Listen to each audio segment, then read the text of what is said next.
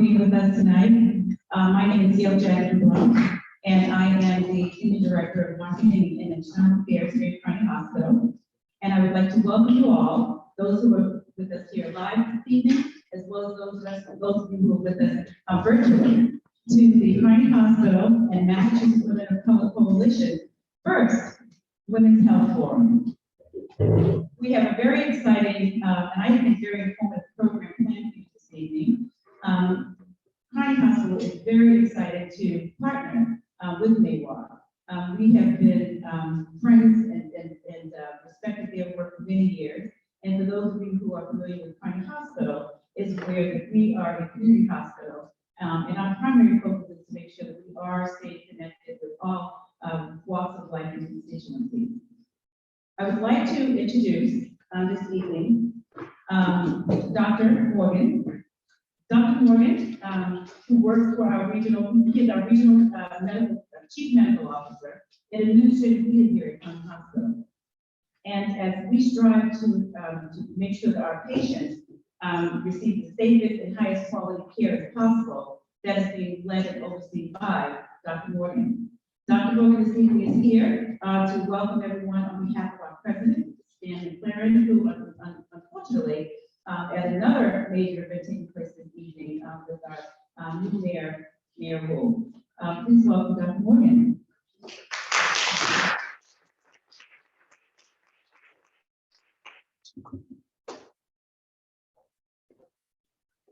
Well, thank you for the nice introduction. It's an honor to be standing in for Stan tonight, a little bit intimidating. He really has been talking about this forum for several months. It's extremely important to him. And I know he's with us tonight in spirit of mind and body. This is a big part of what Stan is. He is incredibly devoted to the greater Dorchester community. And unlike his predecessors in the presidency, really understands that for us to be successful in this hospital, we have to be of service to the people in our surrounding community. So this is one of hopefully many forums, I guess that's the right forum, like this in the future. And thank you all for participating tonight. When I heard that he heard that he couldn't be here tonight, I was honored to be asked to stand in, but I thought, oh my God, what am I going to say? I'm a cardiologist, and what do I know about women's health? What do I know about women? Having been married for 47 years to one. But I think that I took the opportunity to look up Stan on the web, and he really has quite a reputation in this community. I think all of you know that. We're here tonight. I wanted to just emphasize a couple things. There were a couple articles on him. Let's see, one was from the Bay State Banner on April 7th, 2021, and it says, "Stan McLaren, an example of the community." That was the title of the article. It went on to speak of his many contributions to the community and many efforts made to, as president of a major health center in the area, to improve the service that was offered to his constituents, the patients that they serve. But the really amazing article I found, and I wanted to just quote a couple of things here, because he has been an amazing leader for us at Carney. He's only been here about a year, but as one of the board members, we had a TJC inspection this week, and one of the board members who's been on the board for 10 years said that this is the guy we've been waiting for at Carney. And I think we'd all agree, because he really gets it, what our purpose is as a community hospital, and what we need to do to succeed in that arena. So this quote is from the Dorchester Reporter, May 26, 2021. And it starts out by saying that Stan has been a tremendous champion and force for community health as CEO of Harvard Street Neighborhood Health Center. His understanding of the myriad factors that impact the health and wellness of communities, from accessible health services to economic opportunity to racial equity, as well as his ability to partner with other organizations like you folks tonight to meet those challenges, are a testament to his legacy at Harvard Street and a foreshadowing of what he will achieve as the next leader at Carney Hospital. And that was a very accurate prediction because that's exactly what's happening. So he's been there with us. One of the other points made in this article was back in 2021 again, and some of our speakers tonight are well familiar with what I'm about to mention. And that's the Lower Mill Surgical Center that Stan has been very instrumental in organizing, staffing, and actually getting the equipment that surgeons need. And this has been a real boon for the hospital. We've been able to invite surgeons from sister facilities to come in and operate when there's space available, which is getting more and more rare these days, I'm happy to say. But it has been another great way to bring services to the community that might not otherwise be available for our patients. So, you know, Carney has had sort of an enigma to the Dorchester community. We've been around since 1863. We just celebrated our 159th birthday at the hospital. And it's always been a community hospital.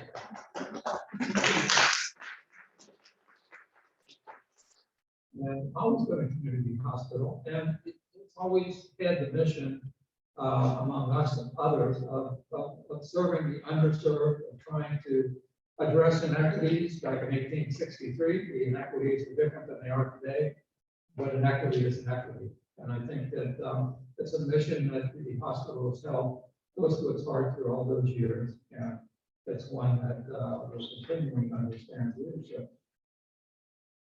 The reason I said that Carney is sort of an enigma in the community, some people love this hospital. We've had people coming here for their entire lives. Some of them are 100 years old. They wouldn't go anywhere else, and they won't go anywhere else. And if they ask them to.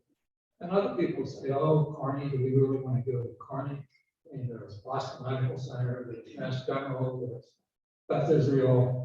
You know, we're surrounded by some of the major medical centers in the world, and sometimes it's hard to shout over the marketing operations of those institutions. But I spent most of my career at one of those institutions, and I can tell you, after coming to Carney and thinking, wow, community hospital, what's that going to be like after having all of these big name people at the institution where I formerly was located.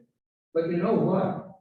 We don't give all the breadth of a Mass General or Beth Israel, but what we have here can stand toe to toe with any similar service anywhere in the city, anywhere in the country. So I think that that's an important point to make, that I wouldn't hesitate to have my family come here and myself share. Now, how can I say that when we're surrounded by all these giant primary and tertiary centers? Well, that's the genius of Stewart Healthcare, because we're a collection of 12 community hospitals in New England, and each hospital has its strengths. And the nice thing is that we can get some excellent people to spend time with us here at Carney and bring services that would otherwise not be available to our patients. For example, women's health, which you're going to be hearing about tonight from one of our speakers. And it really allows us to offer, to be very competitive with what most of the big centers do offer. And instead of having our patients go to the big centers, we can bring the big centers here to Carney and provide the services right in the community. And I think that's the key to Stewart, and that's the thing that we've tried to implement since Stewart took over the operations here in 2010. And I think it understands leadership. We've been able to really put that promissory note into effect.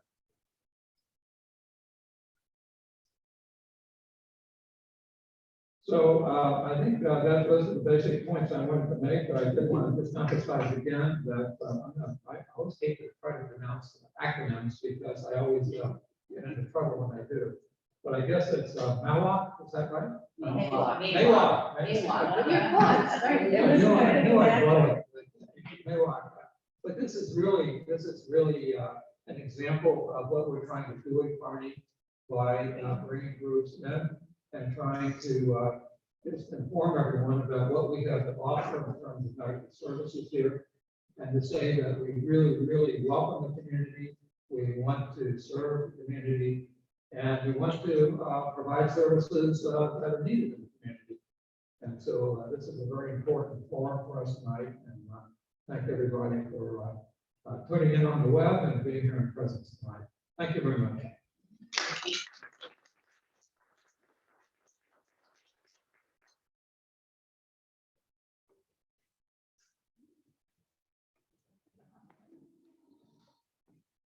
All right, thank you, Dr. Morgan. That was wonderful. So we're talking about the history and sharing all of the great things about Carney and the community, and also Stewart.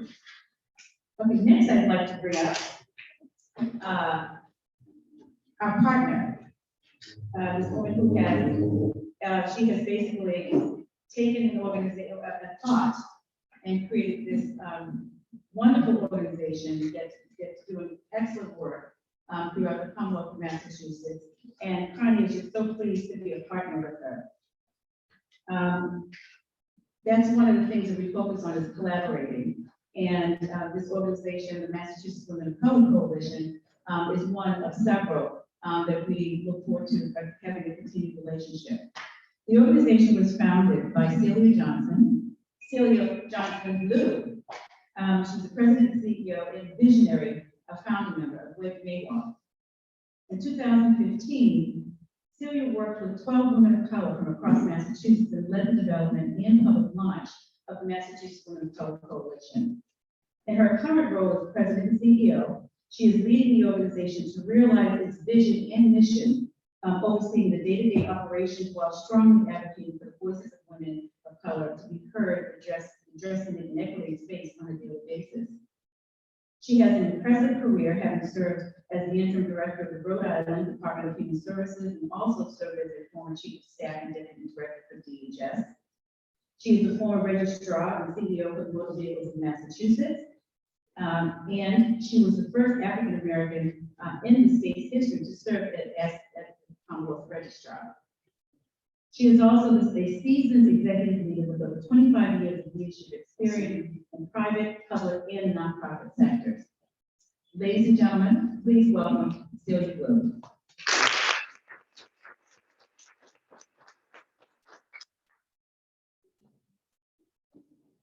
Thank you so much, Gail, for that wonderful welcome. And I have to say, I had some help along the way. I had 12 wonderful women that worked with me as founding members of MAWOCC, and I always want to hold them up and give them credit for the work that got us here today. I am so excited to be here with you today. And I just want to thank our folks that are out there in the internet world. This is our first forum that we're doing a hybrid model, in person and virtual. So we started a little bit late, so I appreciate your patience.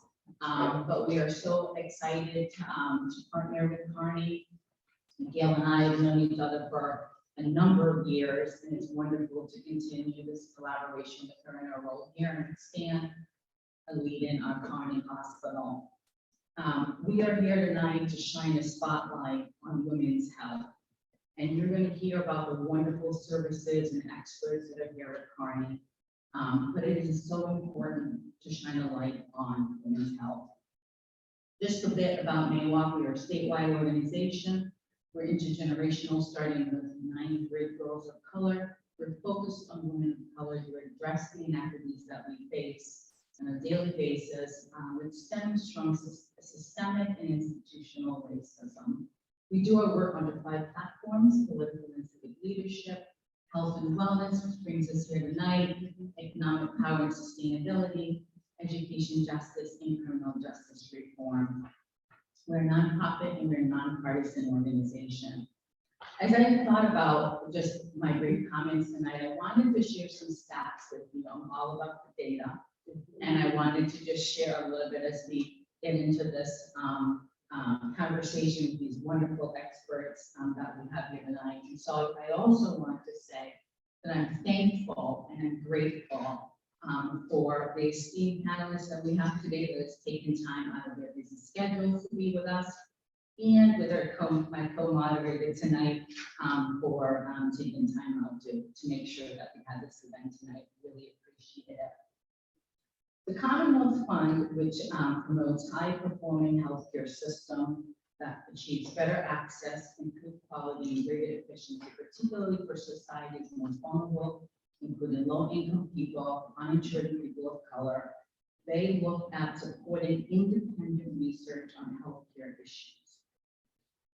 This piece was from 2018. What is the status of women's health and healthcare in the U.S. compared to 10 other countries? Women in the United States have lagged behind their counterparts in other high-income countries in terms of access to healthcare and health status. And there's a brief comparison of how we compare to 10 other countries. And I'll just highlight a few things. U.S. women report the least positive experience among the 11 countries studied. They have the greatest burden of chronic illness, highest rates of skipping needed help because of costs, difficulty affording their health care, and are least satisfied with their care. We also have the highest rate of maternal mortality because of complications with pregnancy and childbirth. And more than 1/4 of women in the United States and Switzerland report spending at least $2,000 or more out of pocket on medical costs for themselves and their families in the past year compared to 5% or fewer in most other countries. I don't need to tell you, but I will. These stats get even more worse for women of color and was further exacerbated by COVID-19. But I do want to leave with one positive highlight, which we will get into a bit today when we hear from Nurse Pearl. Women in Sweden and the US report the highest rate of breast cancer screening among countries surveyed. Women in Norway, Sweden, Australia, and the US have the lowest rates of breast cancer related deaths. So I am so excited to get into the sessions, the moderating session, and I just wanted again to say thank you to everyone. Thank you to Gail and Stan and the team here at Carney.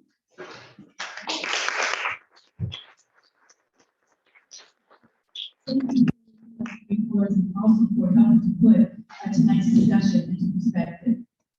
So that we can continue on and get the people who you guys all waiting to hear from in front of you, I'm going to give a brief introduction of each of our panelists this evening. And I want you to also feel free to make sure you check out the chat as well as on the website. You'll also see the bio, the extended version of their bios. All of their backgrounds are so impressive, incredibly impressive. I will first start with Dr. Lori Jones. Dr. Jones is a specialist in female pelvic medicine and reconstructive surgery. With her clinical and surgical background, Dr. Jones brings a depth of experience in treating conditions such as pelvic organ prolapse, stress incontinence, and vaginal atrophy. You'll learn about all of these things tonight. Trust me, I'm looking forward to it as well. Dr. Jones earned her medical degree from Medical University of South Carolina in Charleston. After medical school, she completed her urological residency at New Jersey Medical School and Rutgers University in Newark, New Jersey. And her full bio, again, will be available on any chat this evening as well as on the MAWOCC website. Our next panelist, and then maybe you can just raise your hand too, is Ms. Chelsey Mann. Chelsey is a behavioral health social worker from North Carolina, which she obtained her master's degree from North Carolina State University and a bachelor's degree from North Carolina A&T University. She is currently employed at Carney Hospital as a travel social worker. She also travels to different hospitals across the country to provide personalized care, mental health services, and more that you will also hear more about in a few moments. Our third panelist is Pearl Cunningham. Pearl has worked at Carney Hospital since 2021, since May of 2021. She has worked as a Senior Director of Nursing Services, Administrator, and Patient Care Director of Endoscopy and Dialysis Services. She is responsible for strategic planning, staff and program development, regulatory compliance, efficient patient flow, and maximizing resources utilizing the sound fiscal management of academic medical center, of this medical center, with 27,000 annual patients and inpatient admissions. She has a BA in nursing and MBA from Simmons College, from Simmons School of Management, and has a doctorate of nursing practices from Keller University in Minneapolis. She's also an adjunct professor at Laborator College of Healthcare. And again, you can learn more about her impressive background in the chat. Now, we have two moderators this evening, Celia Blue, who you just heard from, and we also are fortunate to have with us a moderator named Free Marie. Many of you may recognize her. Many of you may recognize her. Miss Marie, Free Marie Wright is a charismatic and multifaceted radio personality and former co-host of BET's award-winning television show 106 and Carney, which provided an opportunity to interview such celebrities as Denzel Washington, Michael Jackson, Will and Jada Pinkett Smith, Halle Berry, and Tom Cruise.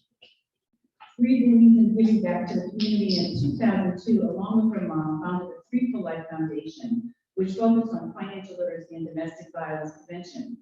She has been a tireless advocate for breast cancer awareness with her family and friends, participating in the American Cancer Society Cancer Walk, now with her Boston-based nonprofit Team Cancer Free, which she founded in honor of her mother, who lost her battle with breast cancer in 2009.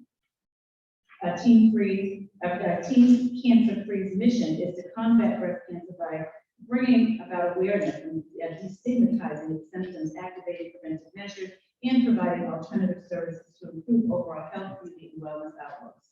In her current endeavor, she's the founder of the Pudding Stone Bath Company to support those suffering from sensitive skin issues and eczema. Thank you, Free, for joining us as co-moderator this evening, and thank all of you again for being with us tonight. And so we have a wonderful program ahead, so let's get started.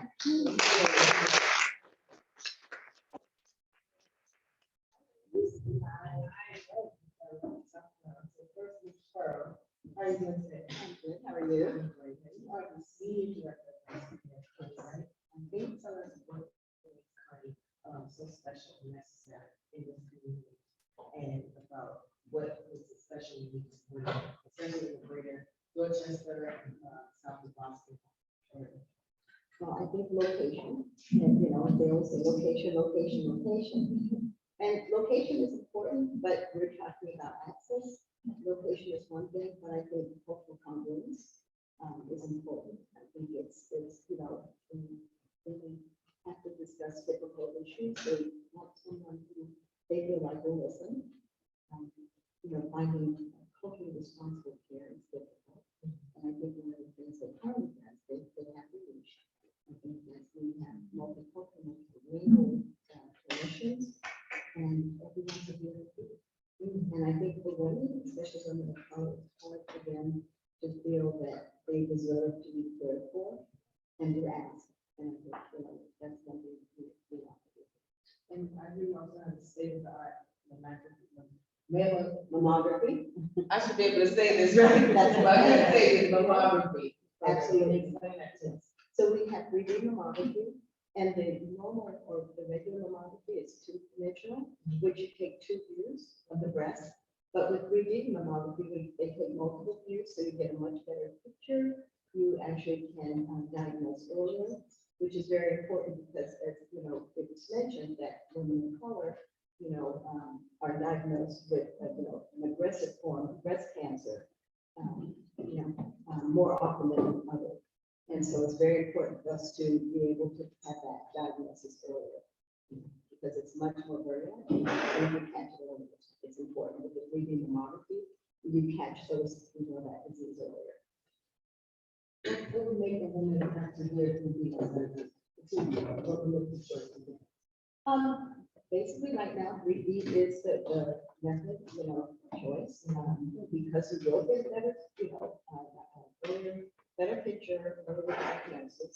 So, that would be the way you want to go. Some people are concerned, is it more painful because there's multiple images? It's no more painful than a 2D mammography. So there's really, it's the way to go, and it is state of the art. So why would you do anything less than state of the art? You deserve the best. That's right. We're gonna talk about it next time, we're talking about state aspect. Yes, because, absolutely. Yeah, I think they can speak up a little louder. too. Yeah, we are. Speak up a little louder, and also with the moderators asking questions, we could also. We are a community hospital. Okay. Hopefully this is better for folks to hear. So I'm just gonna ask you to just, come back to, next Pearl, just to spend a few minutes, just giving us a little bit more about you, first to get to know you a little bit more, and then I'm gonna go into the questions. Okay, great. And it looks like I get to go first. Talking about vaginas with a microphone. So I'm Corey Jones, I'm a urologist, which is, and I grew up in South Carolina. Yeah. Trained in New Jersey, and then I lived in New York City for the last 14 years, where I did my fellowship in female pelvic floor surgery and reconstruction, which basically just means, as a urologist, I saw men and women, but I saw a lot more women. I think maybe because women felt more comfortable seeing a woman. I was. And realized that there were even more issues. We have a lot going on down there. And so I think doing additional training where I work with gynecologists and urologists to treat things like leaking urine, that's incontinence. 50% of women have that. So half of the people in this room probably leak urine at some point. We don't like to talk about it, but it's true, and we don't have to. Prolapse. So that just means the pelvic organs that are on the inside are too low and can be on the outside. They can't fall out. That's important to know, but they can be really uncomfortable. And so my specialty is much more of a quality of life type of specialty than a life-saving specialty, but it's impactful. And so it may be a lot of things that aren't as well understood or well talked about, but that's all I talk about every day. With the microphone. So besides that, could you also explain what else, why would a woman schedule an appointment to come to see you? So I guess you just talked about the leakage piece, Right, but absolutely. I'm sure it sounds like you've got a wealth of experience, and why else would I schedule an appointment to come to see you? For sure, a ton of reasons. A lot of women use their gynecologist as their primary care doctor, and that makes a ton of sense. But there are a lot of things that your gynecologist will not have experience with, even though we're in the same neighborhood. So bladder infections, so we call that recurrent UTI or bladder infection, is something that I can help treat. Kidney stones, also men and women get kidney stones, but that's another important reason women see me. And urinating too often, so having to run to the bathroom every 30 minutes is common. It is not normal, but it's common.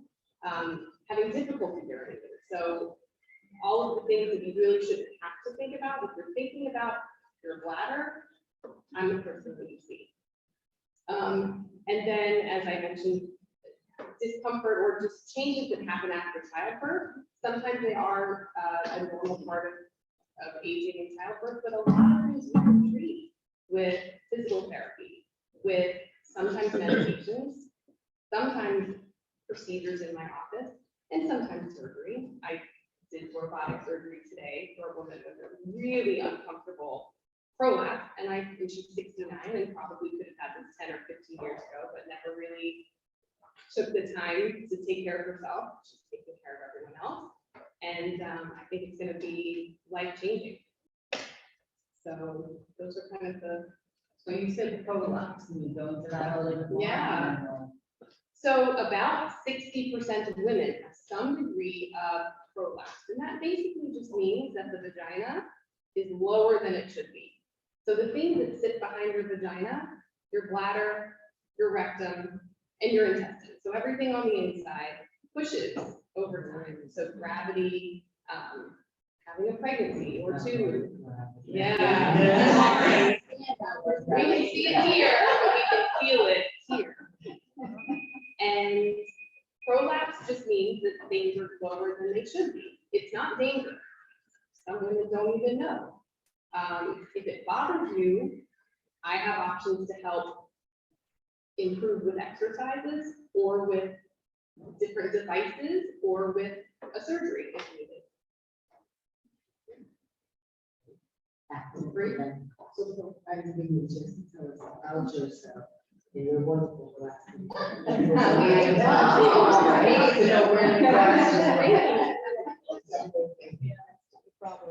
So just a little bit about myself. I actually started my career in Texas, and I worked at Texas Heart, and then came up to Boston about 25 years ago. 25 years ago, and started working in some of the big hospitals that Dr. Morty was talking about, where I had, probably the best career anyone could have. I was planned and participated in the first phase and hand transplant in the country, and did a lot of other firsts. Built a unit that does all the, imaging modality, and it's still the only one in the world. But that being said, I actually came to Carney because it was all about the people. In some of those big places, it's not always about the people necessarily. But it was my chance to get back to the community because I actually lived in the, down the road, down the street when I first came to Boston. I went back to school as an older, student after my children graduated and got my doctorate. I thought that was extremely important for professional, goal, but also to, I'm sorry. And also, as a role model to not just my children, but to other women that feel like, they can't go back to school. I felt like it's important to show that, yes, you can. And that way I can also contribute more to my profession. Thank you. Congratulations on that choice. I might follow you back to school. You are the senior director of the Nursing at Carney Hospital. Can you tell us what makes Carney so special and comfortable, and why women choose Carney in this area? What is special about this? Well, I think, like I said earlier, it's about the, that's okay. Everybody wants to hear on me. So that Carney has a niche, we are local to the women in the community. It is, to get to some of the, in-town hospitals is a little more difficult. Access is important. People can take the train if they don't live close, but it's, it's very accessible. We actually do have quite a few specialties, which is important because it's kind of like one-stop shopping. If you do have to come and see Dr. Jones, you can see Dr. Jones. You can have all of your lab and diagnostic tests done here and see multi-specialties. So we do have multi-specialty clinics. And that's, I think again, that's important because we tend to not have as much time as we think we do to take care of ourselves, and to have everything located in one space is very important. Thank you. Tell us about the women's health and also the state of the art plan. So yes, and the women's health, Dr. Jones can talk to us about it, can't talk about it. But we have a gynecologist, we have availability. As I said, we have a 3D mammography, it's very important, and any other diagnostic radiology that is ultrasound that very often we Carney's well equipped for the community. very well equipped for the community. We're gonna come on to you now. You ready, ma'am? Chelsey, go over there real quiet. Now, you are a social worker. I am. Will you tell us a little bit about?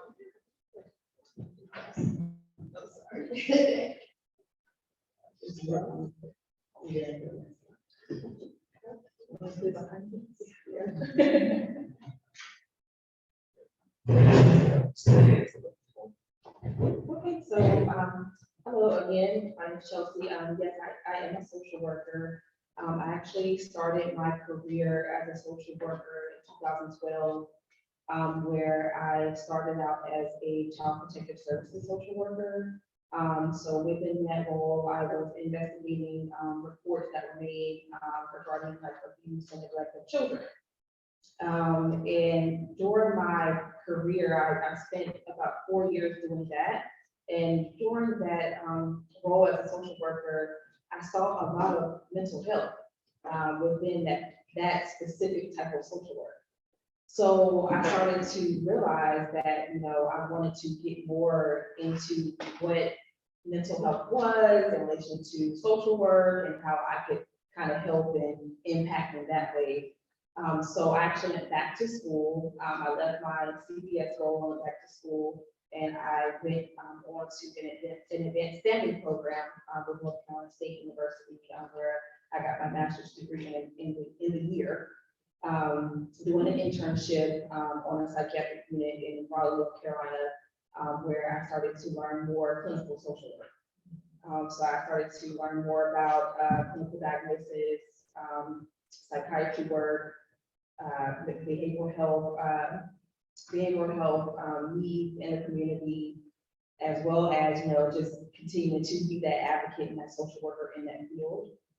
So from that, I was kind of trying to find my niche after grad school. So I moved to Charlotte, North Carolina, where I got into substance use with adults, realized that, great to have that knowledge, but that really wasn't for me. Moved on to doing community therapy, where I was a support therapist for adults in the community. But I really have a passion for children. And so I, knew that like mental health and behavioral health is definitely, where I wanted to remain, but I wanted to be able to see how I could work with children who are more low risk, at risk, excuse me, in like low income areas. So I moved on to being a licensed clinician in North Carolina at a day treatment facility. And day treatment is basically children who are suffering in school behaviorally, whether they're having some type of like trauma, that they're struggling with handling, they're in some type of foster care, so they've had issues with abuse and neglect from their family, their parents. So it kind of trickles into the school where they're having behaviors and they can't really manage. They're not really able to regulate their emotions and learn how to handle things with their peers. So they go to a program with the day treatment facility where they are participating in therapy with me, individual group therapy, family therapy, as well as, getting that support from a teacher, a case manager, and behavioral health counselors to help them with goals in the classroom to better learn how to deal with their peers and their behaviors. So from that, I loved it. I love being able to get to know my children for like 6 months to a year. But my goal was really to be in a hospital setting.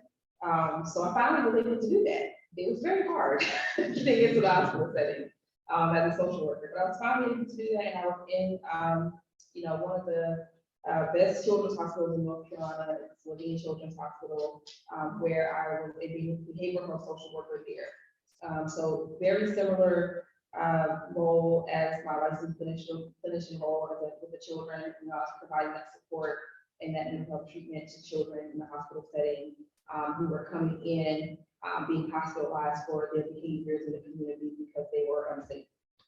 Whether it was like aggressive behaviors, they were, having suicidal ideation, they were depressed, having anxiety. So I feel like, I've continued on to remain in the hospital setting. And right now I'm a travel social worker, so I'm traveling to different locations. I'm doing the same work. But I definitely feel that, my passion for mental health, for, the community, as well as, for women of color and children of color as well, definitely runs very deep with me. So That's why you became social worker. yeah, and that's why I became a social worker, being able to relate to the women of color, the children, from my own personal experiences growing up. It always helps to have someone that you can go to receive that type of support and help that kind of knows those experiences and where you came from. You can relate to them. It looks like. Yeah, right, yeah, and being able to, show that to women of color, definitely helps a lot with them feeling more comfortable with receiving the treatment. And these are why it's important to demystify behavioral health. Yeah, I mean, I think that with mental health and behavioral health, a lot of times, it can get overlooked because of the stigma that comes along with it. So for me, it's really important to be able to remember that, a lot of what comes from us, how we speak, how we think, how we act, our interactions with our relationships with others, whether it's your spouse, your family, a lot of that comes from, how we feel, our overall mental health. So it's important to make sure that we focus on that. If, we're feeling uneasy about something, feeling anxious, feeling sad, feeling, even some people I see have like agitation. They're like, I don't know why I feel so agitated all the time. That comes from, the struggles of mental health. The brain is a very interesting thing. Sometimes, we're dealing with things that we don't even understand is happening because, we're dealing with these chemical imbalances that, sometimes they're genetic and sometimes we are dealing with stressors that, we think we can handle, but we're really not able to handle because we need that support. So I think that that's definitely why, it's important to make sure that, we focus on our mental health and making sure that, we try to seek that treatment as best as we can in the communities, especially for, women of color. I appreciate the work you do. It's not easy. She's smiling. Yeah, I feel like, This way,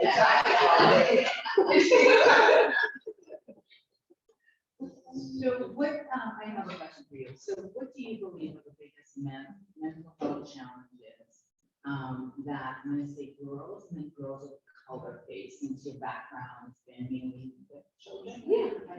yeah. I think you can learn. Yeah. I definitely see the biggest challenges for girls and women of color.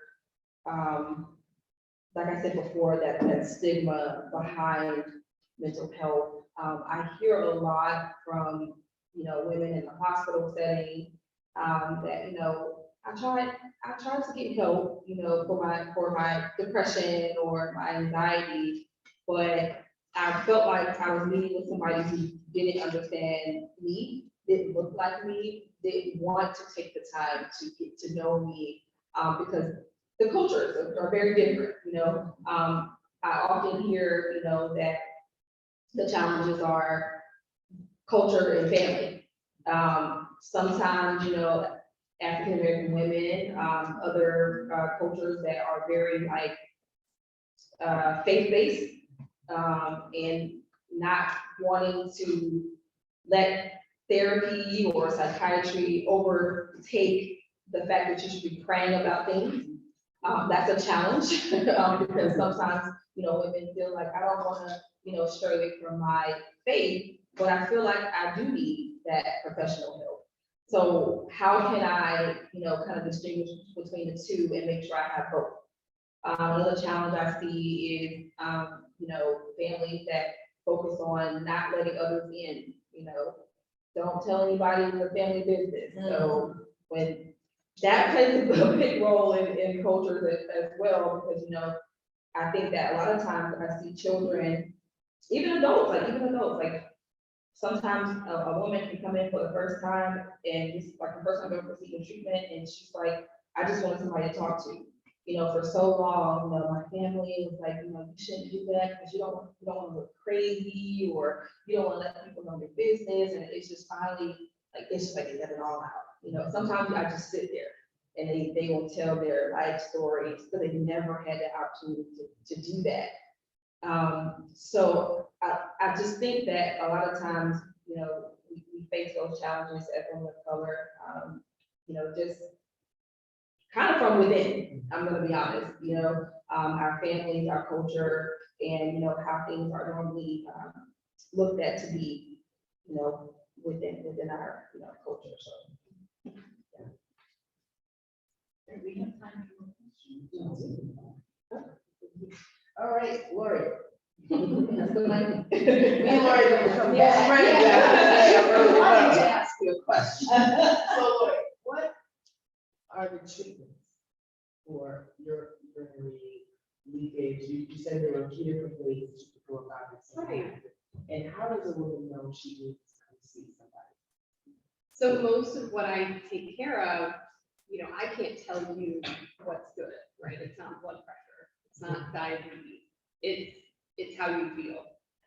So I've never been told to get louder. Get loud. So it's up to you. If you're bothered by leaking, if you're wearing a pad and you don't want to be wearing a pad because of urine, you come see me. I'm not gonna force any type of treatment, but I want you to know your options.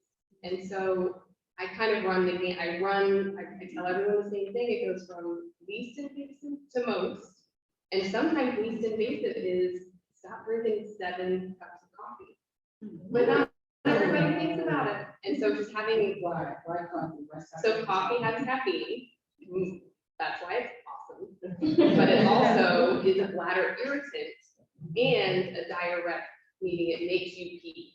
So coffee sets you up to go to the bathroom more. And so maybe half caffeinated, maybe 1 cup of caffeinated coffee and 4 cups of decaf coffee. So sometimes it's that simple and you don't need a procedure. It's not scary. Sometimes exercises. Many women have heard of Kegel exercises. I can tell you if you're doing them right. You probably talk about them, but you don't find out if you know that you're using the right muscles. How can you tell someone if they're doing it right? With my hands. In the office, I'm not gonna check right now.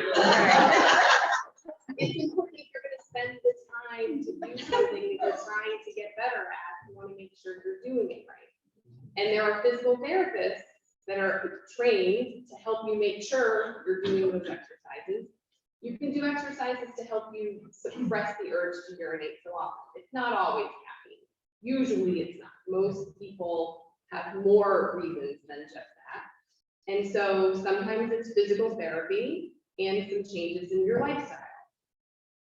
If that's not enough, I do have more testing procedures I can do in my office to check. There are medications. So there are some medications that have very few side effects, but work really well to give you a longer time between urinating and not have to rush. You know, you should be able to, anyway, I could go on and on. No, I love it. I love it. It's such a topic that people need to talk about. Right. Yeah, in the same lane, urinary tract infection, how can they be prevented in women and men? Men can too, but how Right. can they be prevented? Yeah, I mean, women get them more easily. The channel, the urinary tube between the outside world and the bladder is very short compared to men. And so it's easier for just bacteria that live on our skin, that live in our stool. It's not a perfectly sterile area. They can get into the bladder. Sex is a big trigger for UTIs, for bladder infections, for a lot of women. And actually, urinating before and after sex doesn't help. So I'm not saying that, so you stop doing it. Somebody say, But I wanted to look, yeah, it's very common. Oh, it's very common. Oh. And it doesn't hurt, so there's no harm in doing it, but if you're doing that and still getting infections, come see me. We're not doing anything to help. Cranberry pills work, but don't drink a bunch of cranberry juice to prevent UTIs. You need to drink a ton, way more than you need. Too much sugar, don't do it. Cranberry pills are. Cranberry pills are great. There's one called UTI Don't Think So, that you can get at Target or Amazon, and it's my favorite. All right, you guys write that down now. Did I invent it, or do I get paid by that? There you go. I will decide.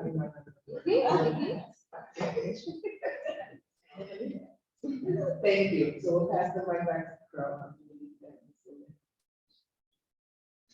You know, we gotta make you.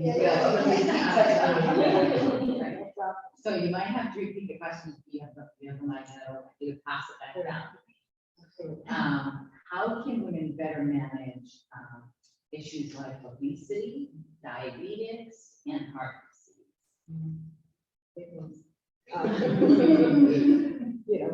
First of all, be as educated as you can about your disease process or the potential for the disease process to happen to you. And when I say be well educated, it's, use reliable sources. We like to Google everything, but remember, Google isn't everything. You can find anything on Google, but not necessarily the right information.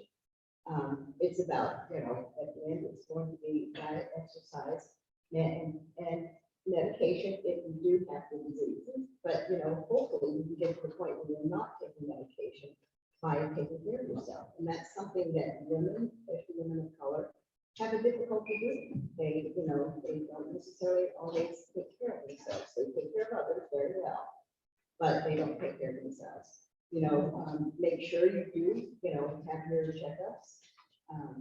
And if there is something that, if it's discovered, make sure that you do what, you need to do to take care of that, whether it be, again, diet, exercise.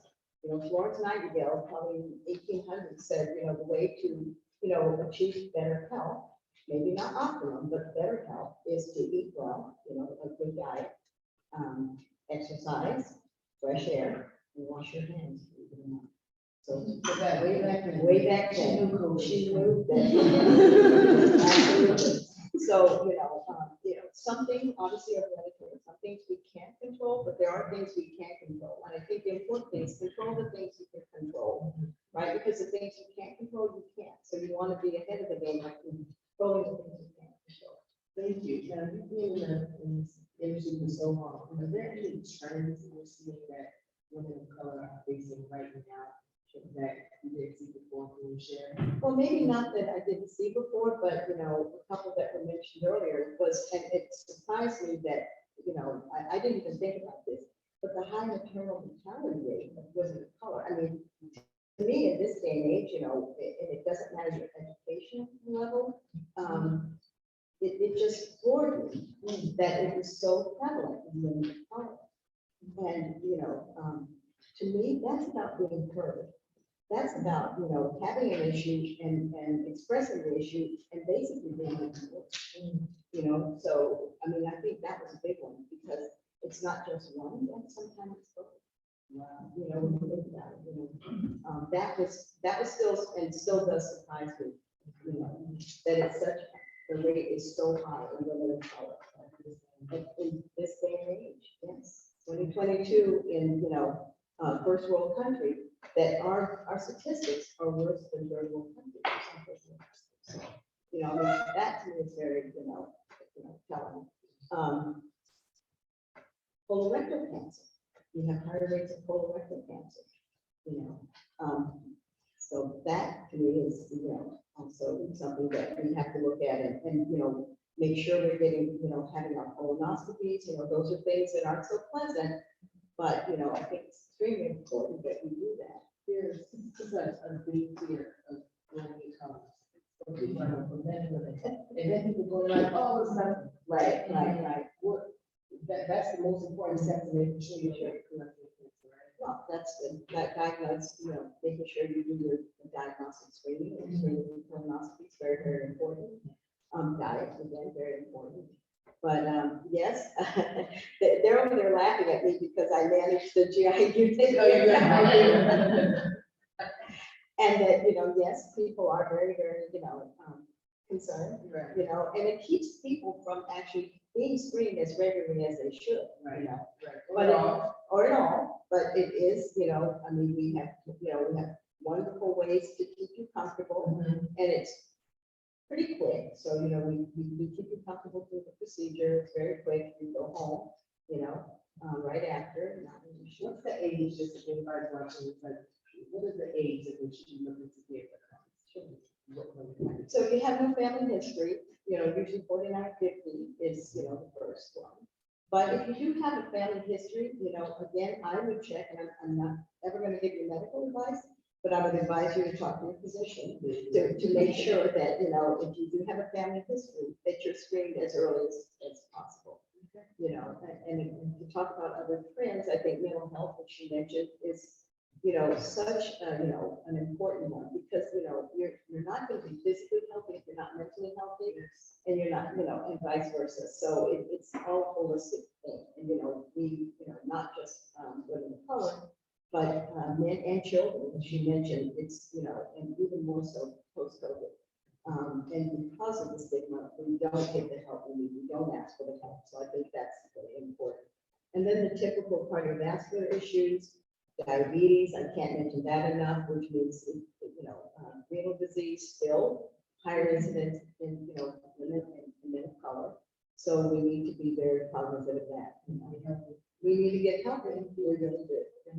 What are some, when you talk about diabetes and heart disease in terms of prevention, what are, and I know you said we need to have a better diet, but what are some concrete, like a couple things that we can do to help from a prevention standpoint? I would say, exercise is probably one of those very important things that we think we don't have enough time for, Yeah. but it's going to make a big difference, and when, diet, it's moderation, I can't express that enough, it's everything in moderation. And I think we can do that, if you can't stop everything, you can stop something. Yes. And so you want to do that. And again, exercise, I think is probably so, important that we exercise more. Yeah, a part of mine has diabetes, and she said, the way she has to choose her juice now, she wish she had made the choices before to drink juice, mixing water, or juice, whatever, now she has to. She doesn't like to taste as much, but she wishes she had like to taste. Right, and we have that one too, diabetes and hypertension. That's going to lead to kidney disease, renal disease.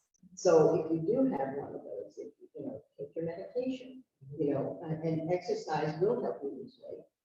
Even more so than diet, because you can't, you want to exercise, but diet is important. I shouldn't say, even more so than diet, but it is important that you exercise, but you also watch your diet, right?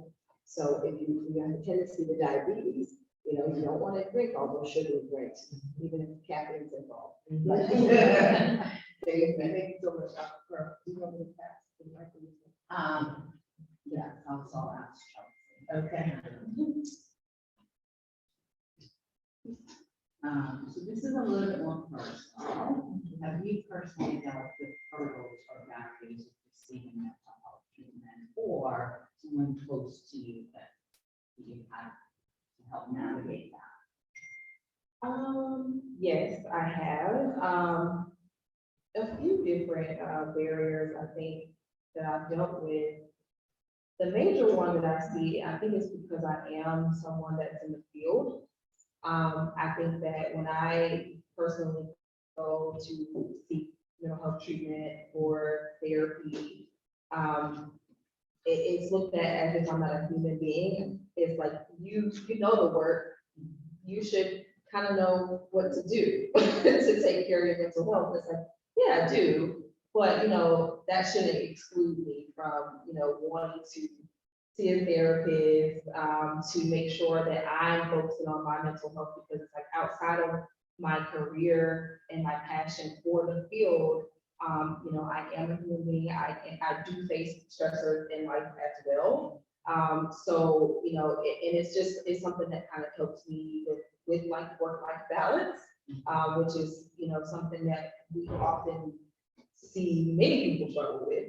You want to do so well, you want to do so well at, at work, you get busy, and, you kind of like she said, Pearl said, you say, I don't have enough time to work out, it's like, you gotta find time. So, so for me, going to seek, mental health treatment with a therapist to address my own personal, traumas and, current anxiety sometimes that I deal with and stressors.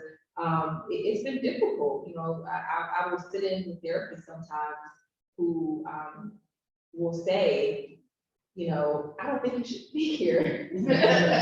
And so of course, at that point, I don't see them again. But I take offense to it because it's like, everyone should be, able to receive that level of care, that type of treatment, despite what type of field they're in. And so, and sometimes, even, just sitting with someone and getting that same experience that I hear from my patient. I meet with someone and they are not a woman of color, and I'm talking about things with them, and it's just, it seems to not, resonate with them. It's going right over their head, and that's difficult for me to continue. So it's like, the things that I hear my patients tell me, it's like, I also face it as well, and I am a professional in this field. So definitely have faced some barriers myself, but like I said, I do think that everyone, despite, if you're a psychiatrist or if you're a therapist or a social worker, like everyone should be able to receive that type of care and support, to be able to address whatever it is that you're kind of struggling with in life, because we all face struggles. So yeah, that's some of the things I've dealt with.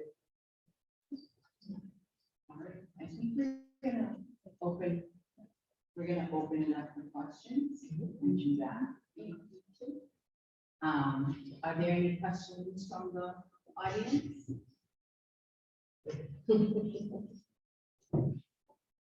No? Well, we do have some questions that was submitted online. Yes, I know, I wanted to. Oh, okay. Okay, so we have questions that are submitted. Start. All right, so this question is from Linda Hudson. The issue of mental health, or what I prefer to call mental wellness, is being discussed in many different settings. What are some of the key cross-cutting issues we need to address regarding access, cultural competent care, and/or community education? Okay. Key cross-cutting issues we need to address regarding access and cultural competent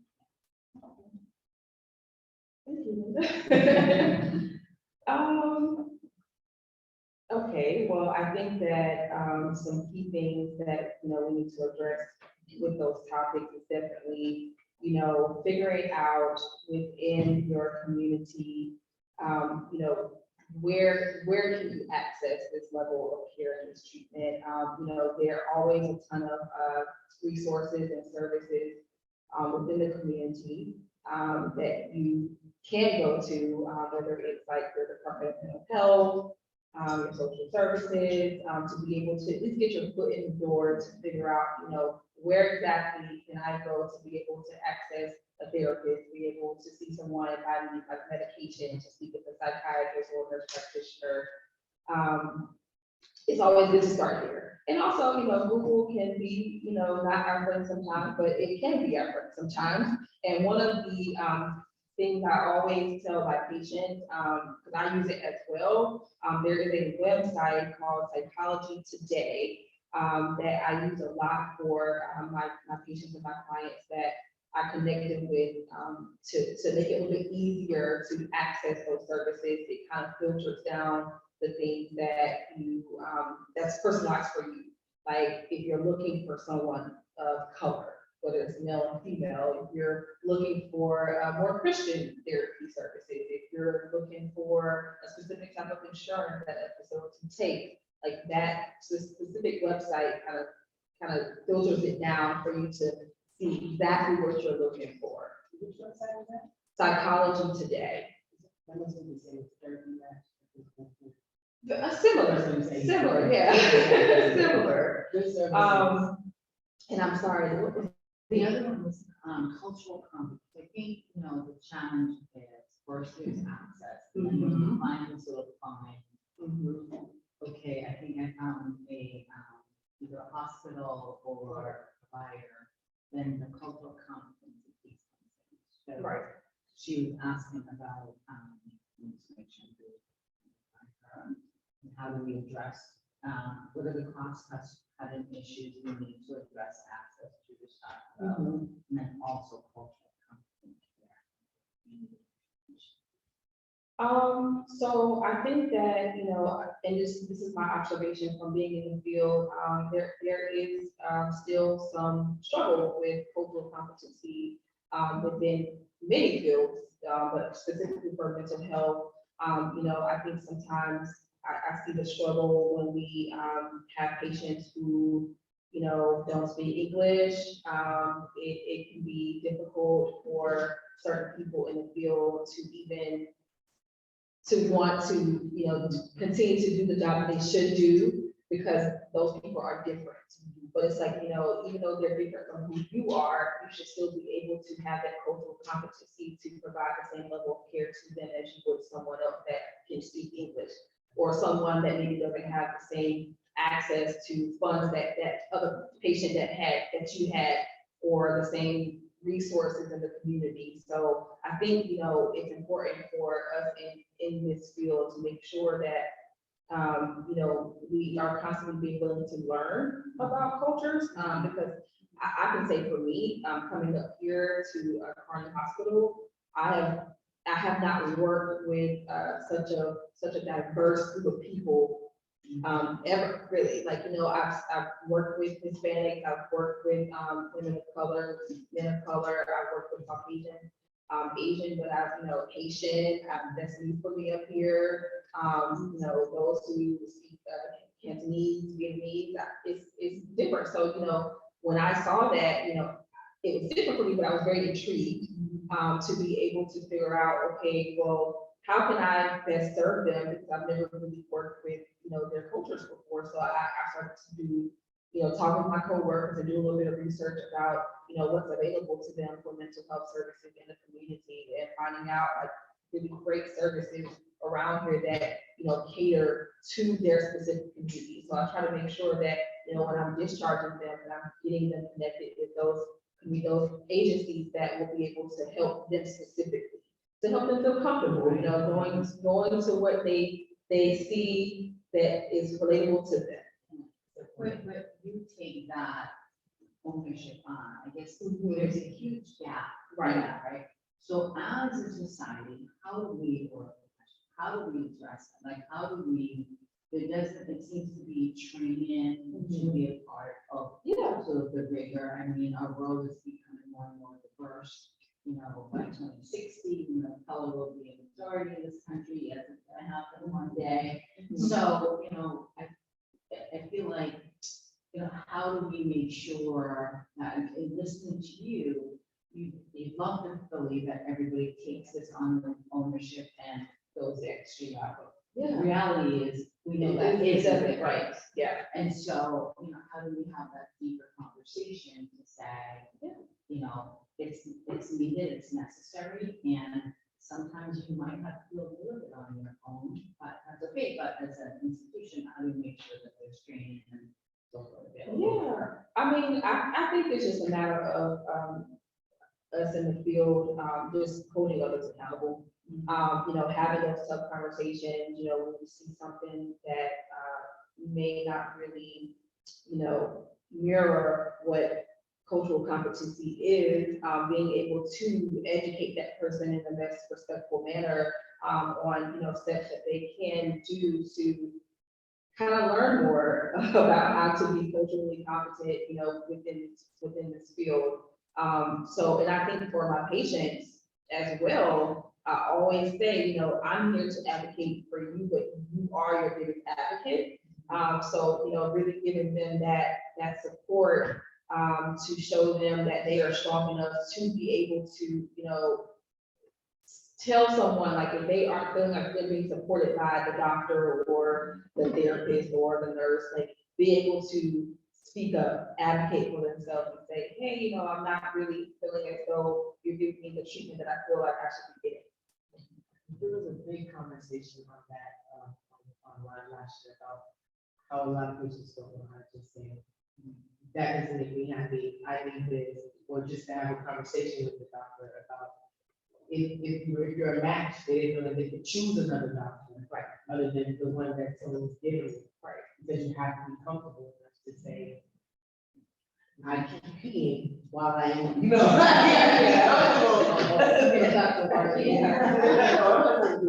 Yeah, so I mean, that's one of the things that, I try to do, even, when I have to be that person who is training a new social worker or, helping them to, learn more about my field, like, I always tell my patients, before they're discharging or whatever role I was in, if you don't feel like you're connecting with this therapist or this psychiatrist, it's okay for you to say, you know what, I think I need to move on. And I feel like, that's what I should be doing, as their social worker, as their support, as the person that's providing them with this treatment, just making them feel comfortable to be able to do that and giving them the tools and the skills to be able to do that in the most appropriate way. Thank you. We have one more question. This is for Dr. Lori. Can you go over the symptoms of prolapse? Yeah, absolutely. Many women will feel a heaviness, like there's something in the vagina that shouldn't be there, feeling like, I've been told it's almost like feeling like there's a tampon in place that is in the wrong position. Low back pain can be a symptom, but most low back pain, of course, is not prolapse. Women can sometimes feel a bulge in the vagina. If you're in the shower and you check to feel if there's something there that feels like it shouldn't be in the vagina should just be a space. And women may have pain with sex. You may feel something like there's something in the way. And sometimes difficulty urinating can come from prolapse. But again, all of those symptoms, you just come see me and we'll sort it out. She's like, "Come see me." But if you're wondering about the symptoms of prolapse, you may have prolapse. And your gynecologist is also a perfect person to see because they treat this and they see this and they know how to find someone that can manage it if they need to. I think most of the problem is trying to know what it's like. This is the first time I've ever heard of that, ever. Really? Like, yeah, I've never heard of that before. So it's like, how do I even, I mean, I guess I could come to say, I'm feeling this kind of way. You might know it right offhand what it is, but sometimes we don't even know what our symptoms is and say what we have. Right. And it isn't something dangerous that you have to worry about. Do I have prolapse? Do I need to get checked for prolapse? No. It's only important if it bothers you. So I'm originally from Ethiopia, and I work with an organization that supports women who had obstetric fistula, but there's a frequent occurrence in the rural areas of prolapse because women carry a lot of stuff on their back. So for a long time, we thought it was, that was one of the causes, or Of fistula or the prolapse. It It's from is. carrying on their backs. They carry woods, they carry water. Yeah, Unfortunately, yes. yeah. Heavy lifting. So you think of pregnancy and then all of the things that mimic that. So pushing down on your intra-abdominal area outwards in an unnaturally long way.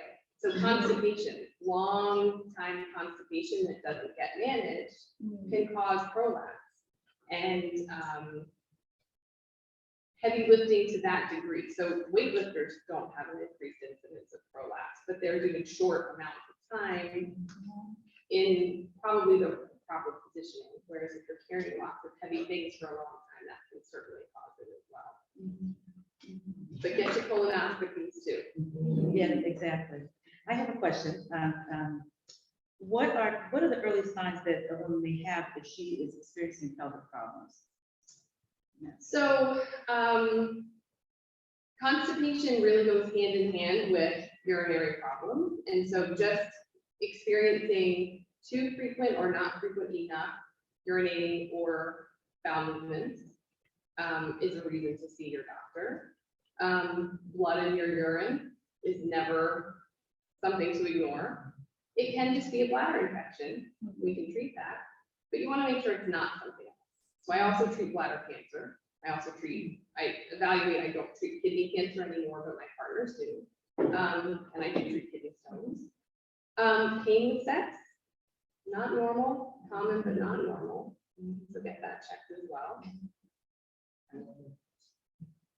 There aren't many of you. So Let's talk about. yeah, so it used to be 2%. Let's talk about that. Let's talk about that. When I trained in urology, there were 2% of urologists were women. And so now I think it's really close to 10%. So there are more of us, and so it's growing. I mean, I don't know what else to say with that. Just in the Boston area. Yeah. They said that there aren't enough. You are just like, you must be booked 90%, it's just not that. Right. Is that true or? Yeah, I mean, with the population aging, so more of us are reaching an age where we need urology care. So for men and women, there aren't enough urologists in general. Luckily, in cities, I think there are more. But yeah. So I have a question for you. What made you decide to go into this? I get that a lot. My mother was maybe the first to ask me why. You know, I will be honest. So the first reason I always wanted to be a surgeon. Always, I mean, I was 5, I think, when I knew that. But when I met the other urologists, I think they were all kind of funny, happy surgeons. So that was really attractive to me. And you just kind of go where you feel like other people. And I think the fact that it's a quality of life specialty where we're helping people feel good and kind of do the things they want to do. Right, it's nice sometimes not to be doing something extremely intense, but also very impactful. And I practiced for 7 years in a really great practice, and I saw men and women, but I think I realized that so many women that came to see me, seeing 2 or 3 other urologists that kind of did either not that thorough of an evaluation or said, I don't really know, or like, if it hurts when you have sex, maybe just don't. And some really, really shocking things were out of lack of understanding and discomfort with the topic, because it was a lot of white male urologists, and that's not a problem with them as people. It is a different perspective, and it makes it harder sometimes. So I went back to school, like we all seem to have done, and did this fellowship, which really helped me understand more about how to core disorders and how to evaluate them and treat them. Thank you. Well, we want to thank, are there any more questions? I think that we'd like to thank you all for coming. Yes, I will. There is okay. All right. I'll just speak aloud, but very informative and relevant to all women. Thank you for speaking up and for speaking so open. Feedback. Thank you. Oh, that's wonderful. This is excellent. I hope that everyone here internally as well as online is now much more informed about the numerous ways that we should be taking better care of ourselves as women. It's a known fact that we take so much care of our families and friends and everyone else, but we are always the last ones to think of ourselves. So self-care that's the model. That should be the model and our way to practice life moving forward. We've learned about great things around mental health and how one should care for themselves and advocate for themselves. We've learned about everything, or not all, I'm sure. Below the neighborhood, that are important for women for us to know about. Things we would have never thought of before, or things we experienced, but now we know that, that there are ways that they can be treated. And then for Pearl, your wisdom, Pearl with the wisdom and experiences around, healthcare, health issues in general. Just ways as a culture, things that we should be doing better, to care for ourselves. And also for all of you out there, you can always, call us, give us a call here at Carney. This is a wonderful opportunity for us to partner with the Massachusetts Women of Color Coalition. We thank you for being a great partner and for sharing the audience with us, and also with Free Marie. Thank you for being an awesome moderator as well, and for being with us. We're very excited. And if you have any questions, if you want to get in touch with MAWOCC, please do so. Their website is www.MAWOCC, OCC.com. And also, please feel free to give us a call here at Carney at 617-506-2424 and or www.carney.com.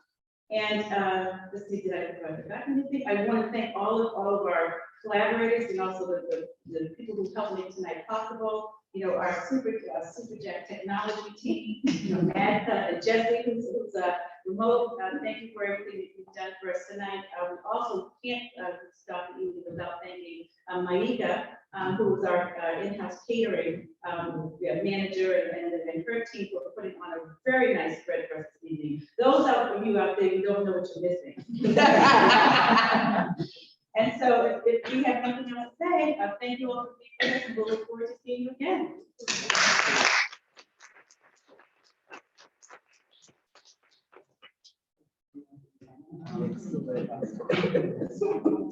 Excellent.